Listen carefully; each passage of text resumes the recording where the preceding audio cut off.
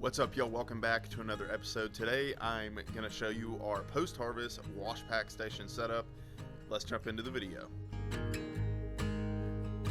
So a post-harvest wash pack station is something I think that gets overlooked in the small-scale farming community, and it's something you just got to spend money on and you often don't think about. You need a place to be able to process your vegetables, especially if you're farming on a small scale. You're likely doing a lot of salad greens. So you need a place to wash those and pack those up and get those in a walk-in cooler. So we've got a very basic setup here for our post-harvest station, and what we've got here is essentially where we wash our greens. This is a very simple setup. I actually watched a video on this from No-Till Growers. It's another great channel if you want to follow them and subscribe to their stuff. They put out a lot of great content. And this is a very easy way to get a greens bubbler for really, really cheap compared to buying, a big 120-gallon trough. So this is a very simple way that we wash our greens in just a simple tote with a little small shop vac. So for about 150 bucks, you can get that set up. So from the greens bubbler, we go straight into our spinners. Now, a lot of people will convert the washing machines over to it. I'm not a huge fan of buying a used washing machine and then using that to spin greens. So, if you're wanting to convert that, you're going to spend $1,000 on the washing machine and then I don't know, maybe another couple hundred converting it. So just on that spinner alone, you could spend 1,500 bucks. Right now, that's not what we want to spend money on. So what works for us is these Panda apartment clothes spinners. They're on Amazon for like 150 bucks.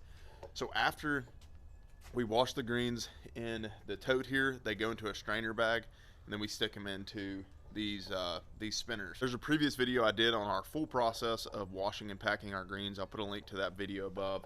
So I'm not going to go further into detail, but this works really good. We can spin a lot of greens with two of these spinners from this big tote that we've got here from the greens bubbler. And then from there, obviously, we're going to go to our greens drying rack. This is a pretty big rack. We can dry a lot of greens on this.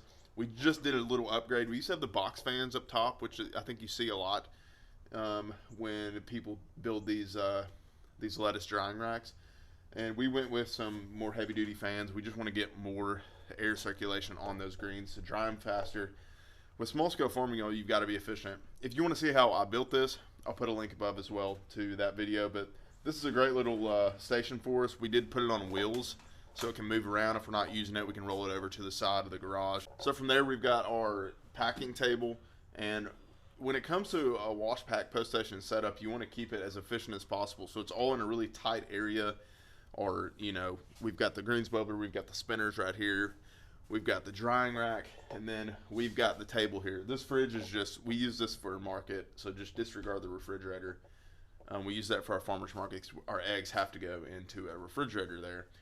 So we've got our table here, we've got our scale, I've got the bags stored away. And so this is a really simple, clean setup. Bags, labels, scales, and then from here, you've got two more steps, and you're in the walk-in cooler. And this is another really key piece of infrastructure that you've just got to have on a small-scale farm. We tried piecing together refrigerators, and guys, you're going to be miserable if you're doing that. I hate to break it to you, but it doesn't work. It's not a long-term solution. Market gardening is a business. Treat it like a business. You've got to have some core piece of infrastructure that you've just got to invest in. A walk-in cooler is one of those things. You've got to be able to store your products. We froze so much lettuce last year trying to piece it together in refrigerators. So this is a really, really simple setup.